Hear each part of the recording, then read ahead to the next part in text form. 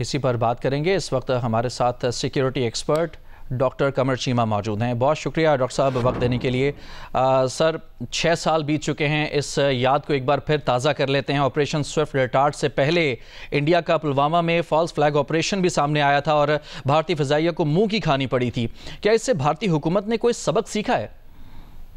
बहुत शुक्रिया। देखिए, पहली बात तो ये है कि जब इंडिया ने ये सब ड्रामा किया तो उस वक्त आपको पता है भारत के अंदर इलेक्शंस होने वाले थे और नरेंद्र मोदी चाहते थे कि मैं अपनी एयर फोर्स का इस्तेमाल करूं इलेक्शन जीतने के लिए, लेकिन वो एक जो स्टंट था वो उल्टा पड़ गया और एक तो उनकी जो सारी की सारी फौज का जो एक नर्वस ब्रेकडाउन हो गया, साइकोलॉजिकली एयर फोर्स जो है उनकी कंप्रोमाइज हो गई और इंटरनेशनली एयर फोर्स की कैपेबिलिटीज जो है वो एक्सपोज हो गई, जिसकी वजह से भारत के अंदर आज तक जो है इस दिन की हवाले से ये याद किया जाता है कि हमने बड़ा नुकसान किया। आपको पता है कि इस दफा भी इंडिया ने अपना जो दिफाई बजट है वो 80 अरब डॉलर कर दिया है। इंडिया आज भी सबसे बड़ा आर्म्स इंपोर्टर है, लेकिन जब भी इस तरह का कोई मुकाबला आया, जब एयरफोर्स पे कोई वजन डाला इंडियन हुकूमत ने कि जी ये एडवेंचरिज्म करें, तो उनको मुंह की खानी पड़ी। और मैं सबसे ज्यादा जो इसकी जो क्रेडिबिलिटी है वो तो देखें, अमेरिकन खुद कहते हैं कि जी F-16 तो खड़े हैं पाकिस्तान के अंदर,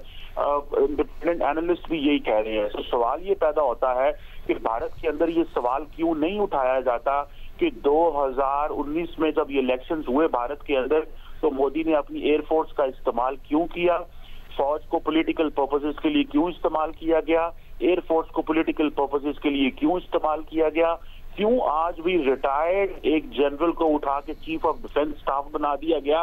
इस दुनिया में ऐसी मिसाल नहीं मिलती और ये उस वक्त साइकोलॉजिकल नर्वस ब्रेकडाउन भारत की फौज का और भारत की एयरफोर्स का हुआ है कि अरबों डॉलर जो है भारत लगा चुका है रेल जहाज खरीदने में।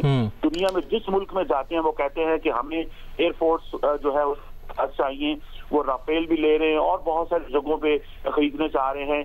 अमेरिका उनको कहते हैं आप 35 ले, लेकिन देते नहीं है उनको बिकॉज उनके ऊपर ट्रस्ट नहीं किया जाता अमेरिकन स्ट्रेटेजिक कम्युनिटी की तरफ से और डिफेंस डिपार्टमेंट की तरफ से, क्योंकि इनके पास जो रशियन टेक्नोलॉजी होने की वजह से।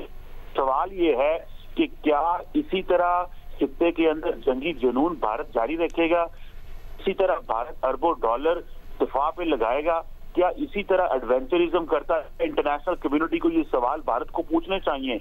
मिडिल ईस्ट भी जल रहा है, यूरोप में भी हमने जंगें देख ली हैं। दुनिया को भारत के इस जो पॉलिटिकल एडवेंचरिज्म के पॉलिटिकल फायदे हासिल करने के लिए जो फौज का इस्तेमाल करना है, इसके ऊपर क्वेश्चन लगाना चाहिए, क्वेश्चन पूछना चाहिए।